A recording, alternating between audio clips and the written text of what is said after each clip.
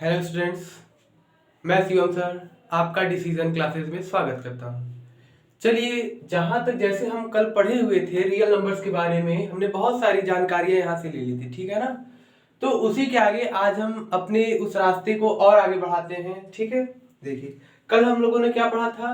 हम लोगों ने सारे नंबर्स के बारे में पढ़े हुए थे कि नंबर्स क्या होते हैं, कितने टाइप्स में उसको हमने डिवाइड किया था, रेशनल नंबर क्या होते हैं और इरेशनल नंबर क्या होते हैं, ठीक है। चलिए, तो कल लास्ट टॉपिक जो हमने पढ़ा था वो हमारा था proving of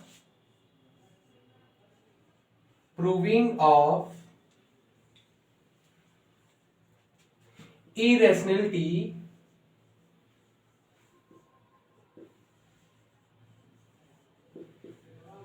proving of irrationality of irrational numbers, irrational numbers, ठीक है। कल हम लोगों ने इसके बारे में थोड़ी बहुत जानकारी ली थी। क्या जानकारी ली थी, चलिए एक बार हम थोड़ा सा उसको रिवाइज करना चाहते हैं। क्या हमने बताया था? हमने बताया था, एक थ्योरम बताया था। वो थ्योरम क्या था, देखते हैं। इफ a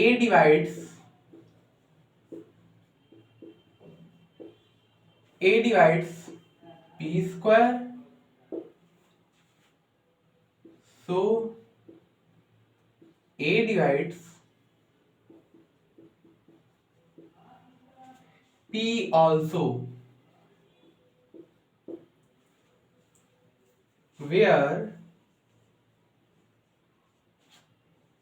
a is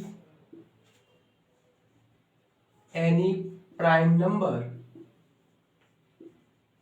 ठीक है। हमने ये बताया था if a divides p square, मतलब यदि a जो है आपका p स्क्वायर को डिवाइड करता है। a आपका क्या है, एनी प्राइम नंबर, कोई भी आपका प्राइम नंबर हो सकता है, अभाज्य संख्या हो सकती है। अगर वो किसी के स्क्वायर को, किसी भी नंबर के स्क्वायर को डिवाइड करता है ना, तो अगर वही नंबर हम विदाउट स्क्वायर ले तो उसको भी डिवाइड करता है। कल हम लोगों ने इसके बारे में पढ़ा था, ठीक है। अब इसी के बारे में, इसी को हम लोग आगे बढ़ाते हैं, ठीक है। कैसे प्रूफ करेंगे, तो एक मेथड होता है जिसको हम लोग कहते हैं मेथड ऑफ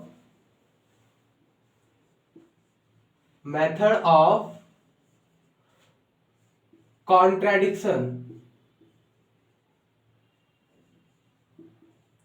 मेथड ऑफ कॉन्ट्रैडिक्शन, ठीक है। मेथड ऑफ कॉन्ट्रैडिक्शन क्या होता है, इसको हिंदी में कहते हैं विरोधाभास विधि। क्या कहते हैं, कॉन्ट्रैडिक्शन मतलब है विरोधाभास, मेथड का मतलब विधि, तो विरोधाभास विधि। चलिए हम कुछ थोड़ा इसके बारे में बोलकर आपको बताते हैं ये विरोधाभास होता क्या है, ठीक है। चलिए, जैसे हमने ये बताया कि हमने ये कह दिया कोई नंबर है, ठीक है ना। हमने ये कह दिया कि हाँ वो नंबर है। जैसे फॉर एग्जाम्पल के तौर पर अगर हम कोई नंबर ले ले, ये p इज एनी नंबर, ठीक है।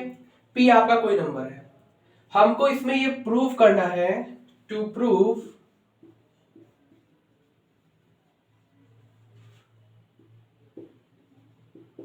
इट इज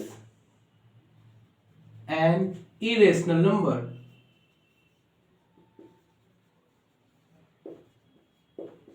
ठीक है। p is any number, p आपका कोई भी एक नंबर है और हमको ये प्रूफ करना है कि ये जो नंबर है ना वो आपका क्या है, एक इरेशनल नंबर है। तो सबसे पहले हम ये क्या करेंगे, हम ये पता करेंगे कि p इरेशनल है कि रेशनल है। तो देखो हम क्या करेंगे, पहले हम इसको ये एज्यूम कर लेंगे, हम ये मान लेंगे ये जो p है ना वो रेशनल है। हमको प्रूफ क्या करना था, इरेशनल। हमने क्या इसको एज्यूम किया है, ये एक रेशनल नंबर है, ठीक है। हमने क्यों किया, चलिए एक हम ऐसे ही आपकी दैनिक एग्जांपल लेते हैं। जैसे हमने कहा कि कोई एक आदमी है, ठीक है, जिसका नाम है राम।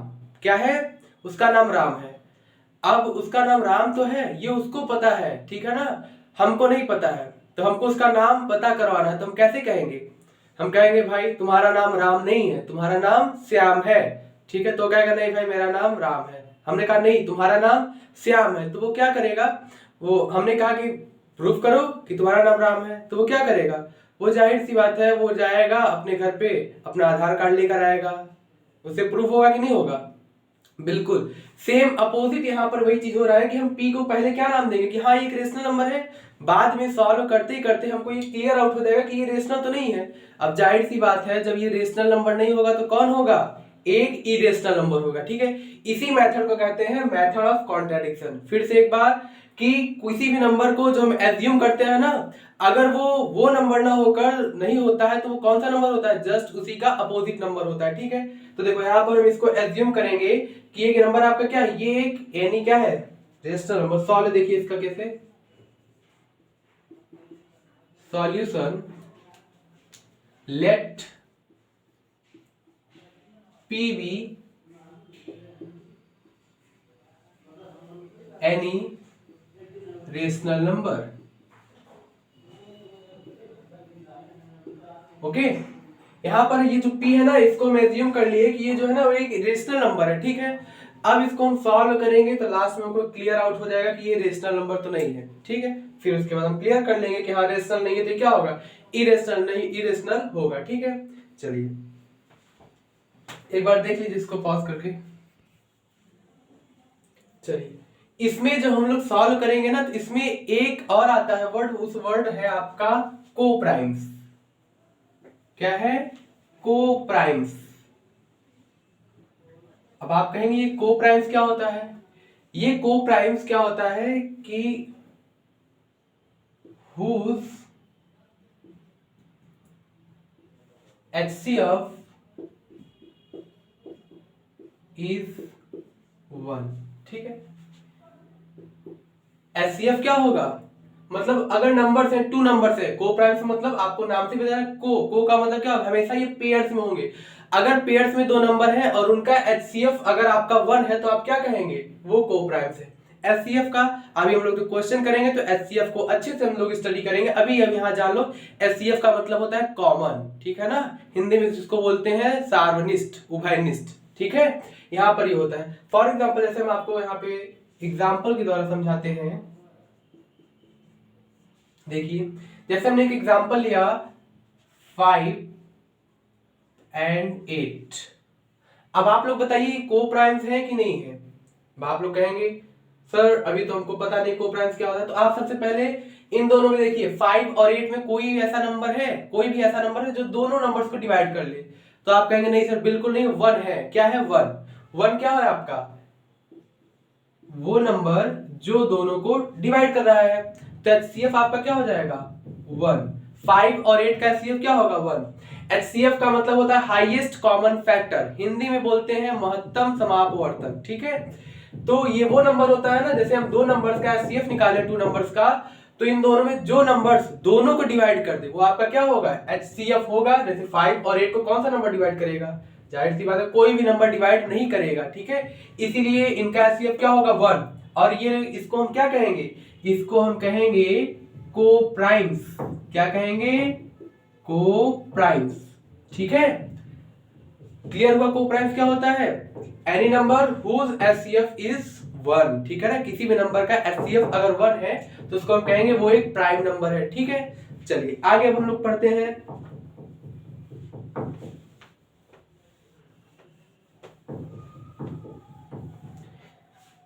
देखिए रेशनल नंबर और इरेशनल नंबर के बारे में थोड़ा सा और आगे यहाँ पे स्टडी कर। जैसे अगर हम किसी रेशनल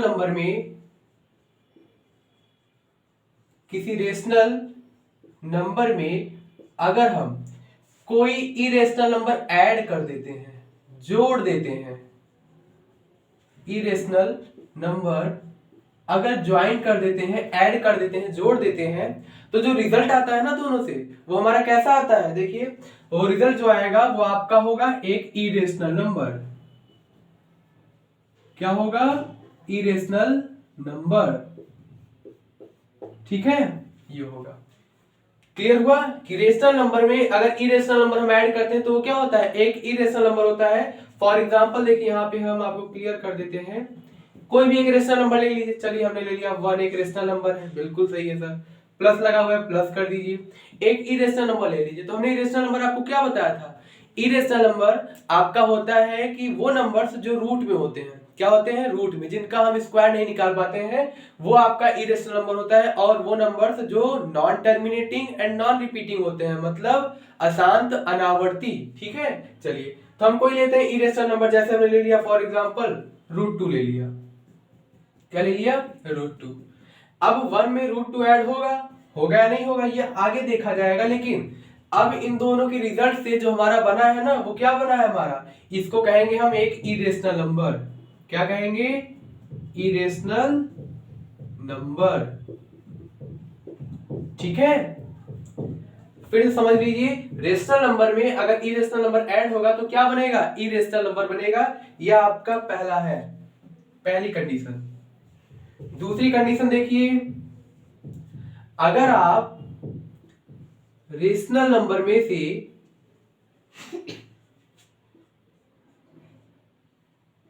सब्ट्रैक्ट कर देते हैं इरेशनल नंबर को,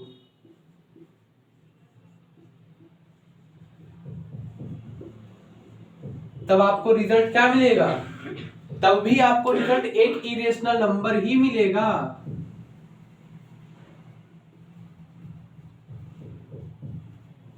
ओके, चलिए अब इसमें आपको एग्जांपल यहीं पे हम क्लियर आउट कर देते हैं। बस आपको क्या करना है, जैसे 1 प्लस √2 है ना, आप बस ये प्लस की जगह पर ये माइनस लगा दीजिए, क्या हो जाएगा, 1 माइनस √2 हो जाएगा, और वो भी आपका क्या होगा, एक इरेशनल नंबर होगा, ठीक है।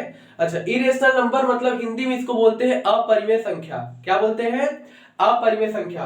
और रेशनल नंबर को हिंदी में कहते हैं परिमेय संख्या, ठीक है। चलिए तो इसमें एग्जांपल देने की जरूरत तो नहीं है, ऊपर वाले से हमको क्लियर आउट हो रहा है कि अगर यहाँ पे 1 माइनस √2 हो जाएगा तो भी हमारा एक इरेशनल नंबर ही होगा, ठीक है। चलिए थर्ड देखते हैं हम, अगर किसी रेशनल नंबर में अगर हम मल्टीप्लाई कर देते हैं किसी इरेशनल नंबर का,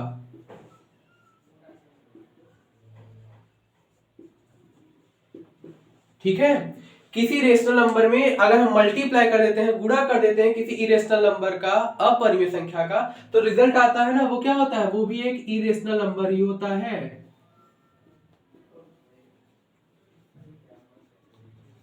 इरेशनल नंबर ही होगा, ठीक है। कैसे होगा, चलिए एक एग्जांपल देखते हैं। एग्जांपल जैसे हमने कोई एक नंबर ले लिया, मान लेते हैं 5, आपका एक रेशनल नंबर है। इसमें अगर हम मल्टीप्लाई कर दें, कोई एक इरेशनल नंबर ले लीजिए, चलिए √3, ये आपका क्या है, एक इरेशनल नंबर है, ठीक है। कैसे इरेशनल नंबर है, क्योंकि ये 3 जो है ना वो रूट में है, क्या इसका हम रूट फाइंड कर सकते हैं, इसका हम वर्गमूल निकाल सकते हैं, नहीं निकाल सकते, मतलब आपका ये क्या है, एक इरेशनल नंबर है, और दोनों का जब मल्टीप्लाई हो जाएगा तो रिजल्ट आपका क्या आएगा, 5√3 आएगा, जो कि क्या है, एक इरेशनल नंबर है।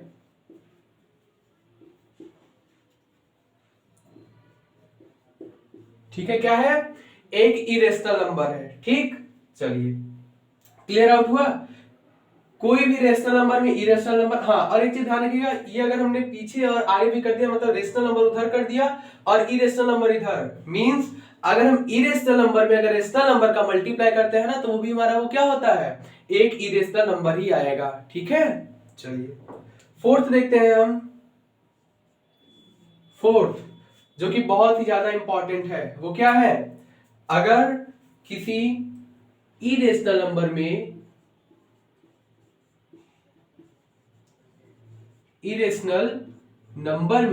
अगर हम किसी इरेशनल नंबर का ही मल्टीप्लाई करते हैं, इरेशनल नंबर का ही मल्टीप्लाई करते, देखिए यहां पर भी इरेशनल नंबर, यहां पर भी इरेशनल नंबर, दोनों का मल्टीप्लाई हो रहा है, ठीक है।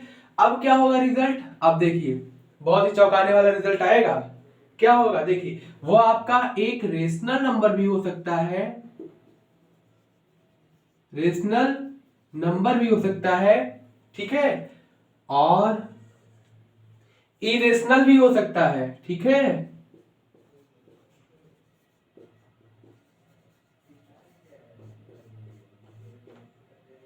दोनों हो सकता है, फिर से अगर इरेशनल में इरेशनल का मल्टीप्लाई होता है तो वो रेशनल नंबर भी हो सकता है और इरेशनल भी हो सकता है, ठीक है ना, कुछ भी हो सकता है, ठीक है। चलिए इसको एक एग्जांपल समझते हैं कि क्यों हो रहा है ऐसा। देखिए अगर हमने एक नंबर लिया √6, इसका मल्टीप्लाई हमने किया √6 में, क्या आपको पता है रूट 6 क्या है? आप कहेंगे सर इरेशनल है। क्यों? क्योंकि इसका रूट नहीं फाइंड कर सकते, सिंपल। रूट 6 क्या है? अब जाहिर सी बात है ये भी इरेशनल है, तो इरेशनल का मल्टीप्लाई इरेशनल के साथ होगा। और आपको पता है जब भी रूट और रूट का मल्टीप्लाई होता है तो रूट हट जाते हैं, ठीक है। आपका क्या बचेगा? सिंपल आपका यहाँ पे 6 बचेगा। क्या बचेगा? 6, ठीक है। और 6 क्या है? अरे सर ये तो एक इंटीजर है, ठीक है। इंटीजर क्या होता है? एक रेशनल नंबर होता है, ठीक है। चलिए अब एक और एग्जांपल लेते हैं। इरेशनल भी तो प्रूफ करना है ना कि दो नंबर्स का प्रोडक्ट आपका इरेशनल होता है। चलिए हाँ देखिए, ये हुआ ना कि इरेशनल नंबर में इरेशनल नंबर का मल्टीप्लाई हुआ तो रेशनल नंबर हो गया, ठीक है। अब हम देखेंगे कि रेशनल इरेशनल नंबर में अगर इरेशनल नंबर का मल्टीप्लाई होता है तो वो इरेशनल नंबर कैसे होता है, ठीक है। उसके पहले आप लोग वीडियो पॉज करके एक बार इसका एक स्क्रीन, चलिए ये एग्जांपल हो गया। अब एक एग्जांपल लेते हैं जिसमें इरेशनल नंबर का इरेशनल नंबर में मल्टीप्लाई करेंगे तो वो भी एक इरेशनल ही आएगा। एनी नंबर लीजिए कोई भी, जैसे हमने लिया √2 में √3 का मल्टीप्लाई, ठीक है। अब देखिए आपने प्रॉपर्टी पढ़ी हुई है क्या? रूट का मतलब क्या होता है? रूट का मतलब होता है उसकी पावर, उसकी घात 1/2। तो इसकी घात भी 1/2 है, इसकी घात भी 1/2 है। कभी अगर ऐसा होता है ना तो उनके बेस मतलब उनके आधार का गुणा हो जाता है, ठीक है। तो सिंपल आप यहाँ पे क्या करिए, 2 और 3 का गुणा कर लीजिए। 2 3 क्या हो जाएगा? 6, तो ये आ जाएगा रूट में 6। अब ये रिजल्ट क्या आया? आप कहेंगे सर ये एक इरेशनल नंबर है। क्यों? क्योंकि इसका भी हम रूट फाइंड नहीं कर सकते हैं। Irrational number, okay. चलिए क्लियर हुआ कि एक इरेशनल नंबर में एक इरेशनल नंबर का मल्टीप्लाई करने पे हमको क्या मिलेगा? एक इरेशनल नंबर ही मिलेगा, ठीक है। चलिए आप इसको पॉज करके एक बार नोट कर लीजिए, फिर हम लोग आगे बढ़ते हैं। चलिए अब जो हम नेक्स्ट पढ़ेंगे ना वो आपका नोइंग टर्मिनेटिंग डेसिमल एक्सपेंशन। हम कैसे भी किसी को भी देखकर बता देंगे कि हाँ ये आपका टर्मिनेटिंग डेसिमल एक्सपेंशन है, ये आपका नॉन टर्मिनेटिंग डेसिमल एक्सपेंशन है, ठीक है। बहुत ही इजी है, बहुत ही। देखिए कैसे, अगर मान लो हमने कहा let a be any rational number,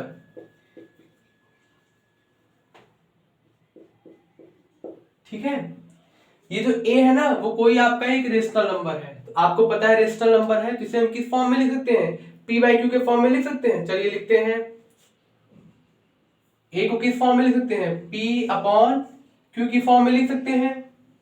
but condition क्या होती है? फिर से एक बार रिपीट करते हैं। कंडीशन क्या होती है?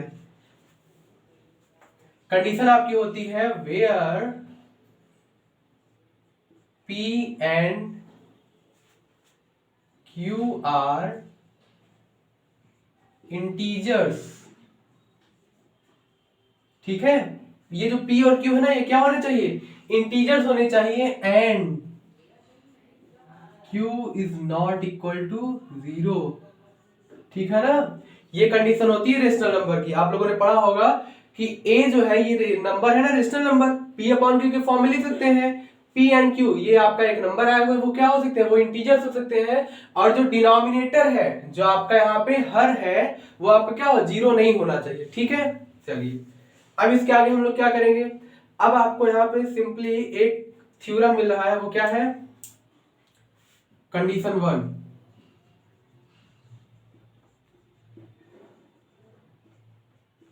ठीक है। फर्स्ट कंडीशन क्या है? देखिए फर्स्ट कंडीशन ये है, जो आपका ये q है ना, q मतलब डिनोमिनेटर, ये जो है q, अगर ये आपका q जो है वो आपका है 2 की पावर n इंटू 5 की पावर n, ठीक है। किस फॉर्म का है? 2 की पावर m इंटू 5 की power n।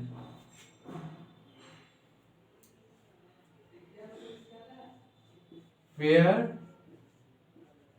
m and n are whole numbers, ठीक है। ये जो हमारे m और n है ना ये क्या है? हमारे होल नंबर से। हमने आपको होल नंबर्स पढ़ाया है ना, होल नंबर्स क्या होते हैं, 0 1 2 3 4, ये सब हमारे क्या होते हैं, होल नंबर है। मतलब ये जो m और n है ना, ये हमारे क्या होने चाहिए, होल नंबर होने चाहिए, ठीक है। तो अगर हमारा q जो है वो 2 की पावर m इंटू 5 की पावर n का फॉर्म का होगा, तो उसे हम कहेंगे वो क्या है, वो हमारा एक टर्मिनेटिंग डेसिमल है, ठीक है। क्या है, टर्मिनेटिंग डेसिमल। देन यहां पे लिख देते हैं इफ, ठीक है, then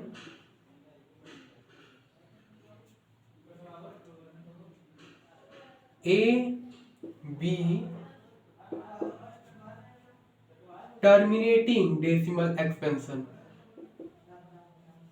terminating decimal expansion,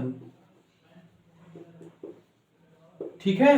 clear हुआ, बहुत इजी। देखिए बस आपको कुछ नहीं देखना, सीधे आपको डिनोमिनेटर देखो, हाँ उसका अगर फैक्टर करने पर, गुणनखंड करने पर अगर 2 की पावर m इंटू 5 की पावर n के फॉर्म का आ रहा है, तो आप कहेंगे हाँ ये टर्मिनेटिंग डेसिमल एक्सपेंशन है। और हाँ एक चीज का ध्यान रखिएगा, केवल और केवल q में 2 की पावर m और 5 की पावर n ही आनी चाहिए, इसके अलावा कुछ भी नहीं आना चाहिए, ठीक है। चलिए एक एग्जाम्पल से हम समझते हैं। जैसे हमने कोई एग्जाम्पल लिया,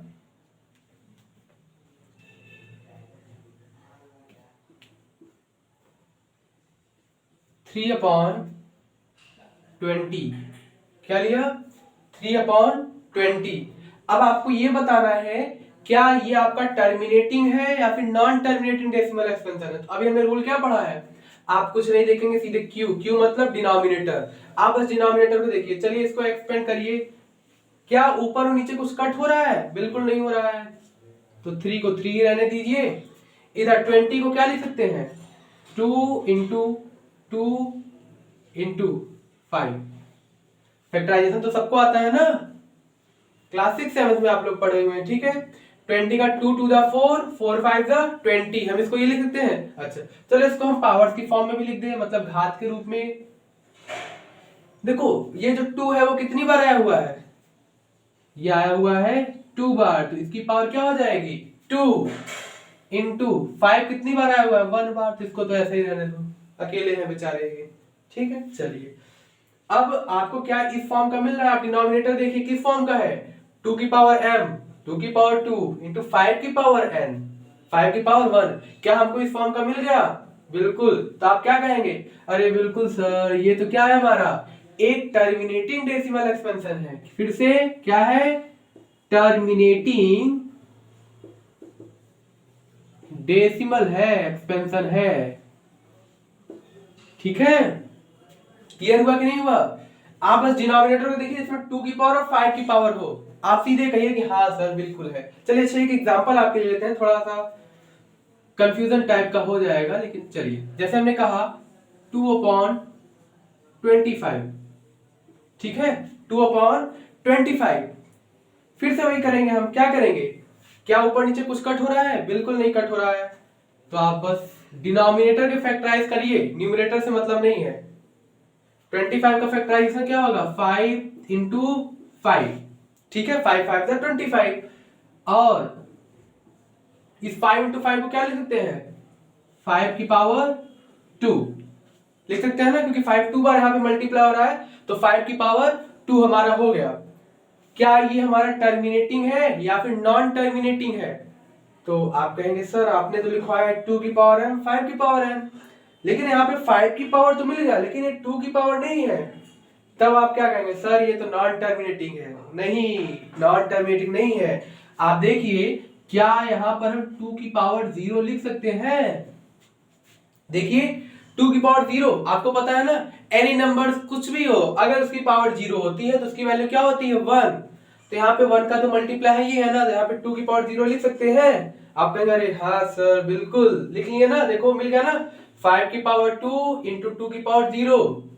आप कहेंगे 0 0, देखो यहाँ पे हमने क्या लिखा है, m and n are whole number. Whole number का मतलब ये जो m और n है ना, ये हमारा 0 भी हो सकता है, मतलब ये हमारा सही हुआ, मिल गया ना आपको कि 5 की पावर m इंटू 2 की पावर n के फॉर्म का। तो आप क्या लिखेंगे, ये हमारा टर्मिनेटिंग डेसिमल एक्सपेंशन है। क्या है, टर्मिनेटिंग डेसिमल एक्सपेंशन, ठीक है ना। टर्मिनेटिंग को हिंदी में कहते हैं शांत दशमलव प्रसार, ठीक है। क्लियर हुआ सबको? चलिए, कोई दिक्कत इसमें किसी को? हमको तो नहीं लगता आप लोगों को कोई प्रॉब्लम होनी चाहिए इसमें, कि बस आपको डिनोमिनेटर को देखना है। अगर डिनोमिनेटर 2 और 5 के फॉर्म का है तो आप कहेंगे है, नहीं है तो नहीं है, सीधी बात है, ठीक है। अगर हाँ एक चीज, अगर आपको 1/2 मिलता है, अगर डिनोमिनेटर में 1/2 मिलता है तो आप 5 की पावर 0 कर सकते हैं, और अगर 1/5 मिलता है तो आप क्या कर सकते हैं, आप 2 की पावर 0 कर सकते हैं, ठीक है। और हाँ, अगर 5 और 2 दोनों ना मिले, 5 और 2 दोनों ना मिले, डिनोमिनेटर में केवल 1 हो, तब आप क्या कहेंगे, अरे सर बिल्कुल 5 की पावर 0 2 की पावर 0 तो लिख ही सकते हैं ना डिनोमिनेटर में। हाँ, और हाँ एक चीज, अगर मान लो एक एग्जांपल हमने ऐसा लिख दिया, क्या लिख दिया, 2/3, 2/3, ऊपर नीचे कुछ कट हो रहा है नहीं, फैक्टराइज करने पर क्या आएगा, फैक्टराइज करने पर भी हमारा 2/3 ही आएगा। अब देखो, क्या हमारा डिनोमिनेटर किस फॉर्म का है, क्या 2 की पावर m 5 की पावर n के फॉर्म का है, नहीं है। मतलब क्या हुआ, मतलब ये हमारा टर्मिनेटिंग डेसिमल एक्सपेंशन नहीं हुआ, टर्मिनेटिंग डेसिमल एक्सपेंशन नहीं हुआ। फिर ये है क्या, चलिए हम आगे पढ़ते हैं इसको, ये है क्या, ठीक है। चलिए इसको पॉज करके आप लोग एक बार अच्छे से स्क्रीनशॉट ले लीजिए, फिर हम लोग आगे पढ़ते हैं। चलिए अब हम लोग सेकंड कंडीशन देखते हैं। सेकंड कंडीशन क्या है, सेकंड कंडीशन हमारा ये है, late a be any rational number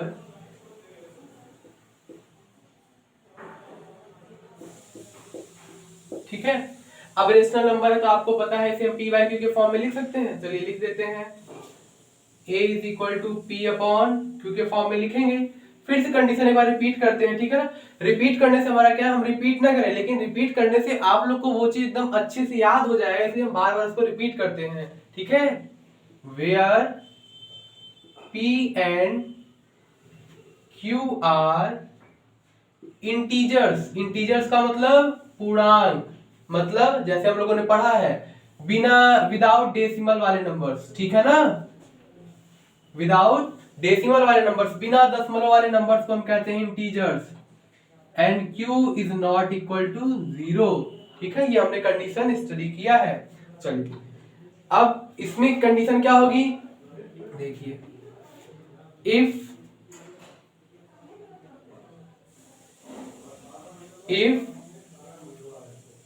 q is not in the form of 2 to the power m into 5 to the power n, इसका मतलब जो आपका ये डिनोमिनेटर है ना, जो आपका ये q है, अगर ये 2 की पावर m और 5 की पावर n का नहीं हुआ तो इसको हम क्या कहेंगे, ये आपका एक होगा, लिख देते जहां पे, where m and n are whole numbers, ठीक है। वही वाली कंडीशन है कि जो यहाँ पे m और n है ना वो आपके होल नंबर्स हैं, ठीक है। चलो जब आपका q जो है डिनोमिनेटर जो है वो इस फॉर्म का ना हो, इसको क्या कहते हैं, इसको कहते हैं नॉन टर्मिनेटिंग, क्या कहते हैं, नॉन टर्मिनेटिंग एंड, ठीक है, नॉन टर्मिनेटिंग एंड। अच्छा, और नॉन टर्मिनेटिंग हमने दो पढ़े, नॉन टर्मिनेटिंग कौन सा, एक रिपीटिंग होता है और एक नॉन रिपीटिंग होता है, ठीक है। तो आप बताइए यहाँ पर रिपीटिंग होगा या नॉन रिपीटिंग होगा, चलिए कमेंट करके बताइएगा जरूर, ठीक है। हम इसको लिख नहीं रहे हैं, इसको नेक्स्ट वीडियो में हम लोग देखेंगे, इसको आप लोग बताइएगा ये क्या होगा, ठीक है। नॉन टर्मिनेटिंग है, यहाँ पर क्या होगा, रिपीटिंग होगा या फिर नॉन रिपीटिंग होगा, ठीक है। आप लोग यहाँ पे कमेंट करके कमेंट बॉक्स में जरूर बताइएगा, ठीक है। चलिए इसके बाद कुछ एग्जांपल इसके देखते हैं हम लोग, ठीक है। जैसे फर्स्ट एग्जांपल हमने लिया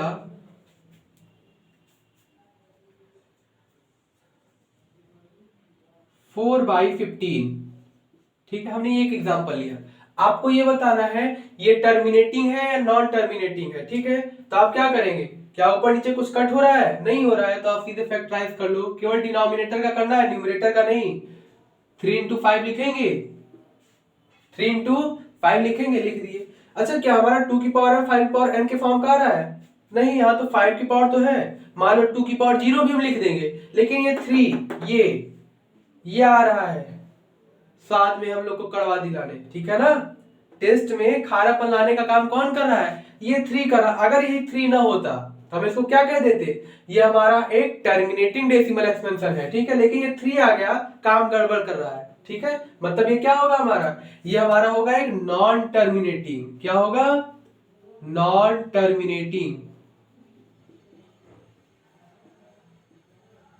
बाकी आगे वाला हमने आपको बता ही दिया है कि आप लोग को कमेंट करके बताना है कि वो क्या होगा, नॉन टर्मिनेटिंग एंड रिपीटिंग या फिर non terminating and non repeating, ठीक है।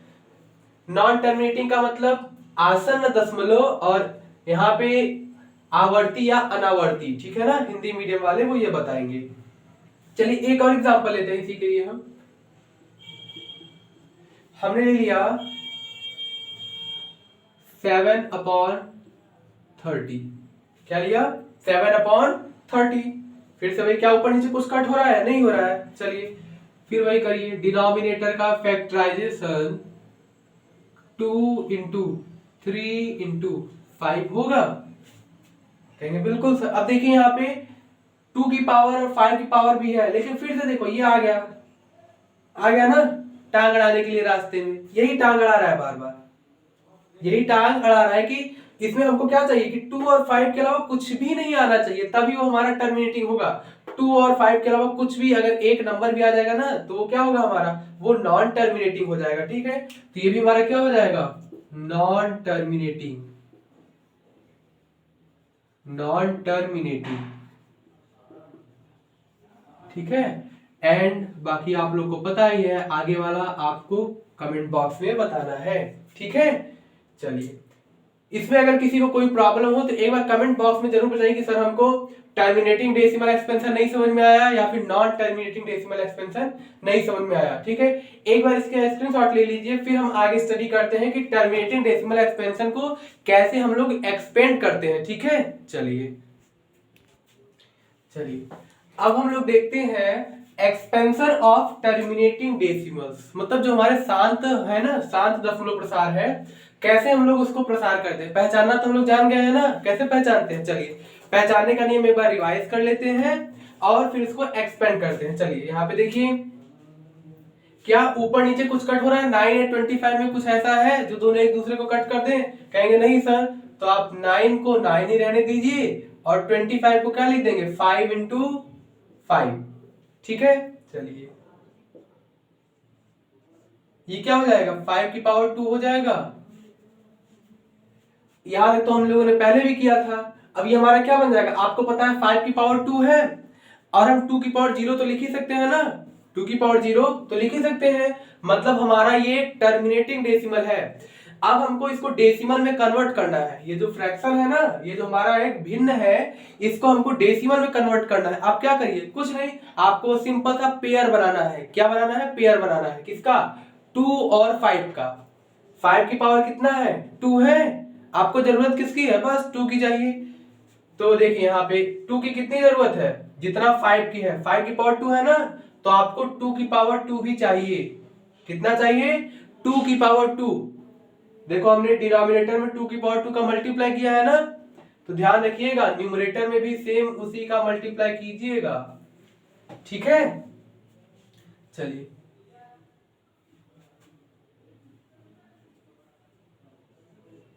टू की पावर 2 का मतलब क्या होता है? 4 होता है।